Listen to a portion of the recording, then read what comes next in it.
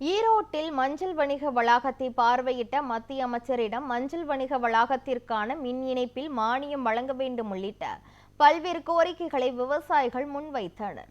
ஈரோடு வெள்ளரசம்பட்டியில் உள்ள மஞ்சள் வணிக வளாகத்தை மத்திய அமைச்சர் சிவராஜ் சிங் சவுகான் பார்வையிட்டு விவசாயிகளிடம் ஆலோசனை நடத்தினார். அப்போது விவசாயிகள் புவிசார் குறியீடு பெற்ற மஞ்சளுக்கு உரிய ஆதார விலை கிடைப்பது இல்லை என வேதனை தெரிவித்தனர்.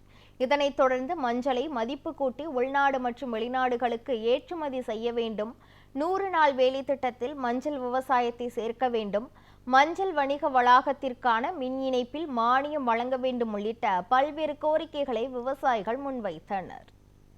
கிராமப்புற வேலைவாய்ப்பு திட்டத்தில் ஈரோடு மாவட்டத்தை பொறுத்த வரைக்கும் ஏற்கனவே மத்திய அரசு ஒன் டிஸ்ட்ரிக்ட் ஒன் ப்ராடக்ட்டுங்கிற ஸ்கீமுக்கு மஞ்சளை விளைபொருளாக அறிவிச்சிருக்கு.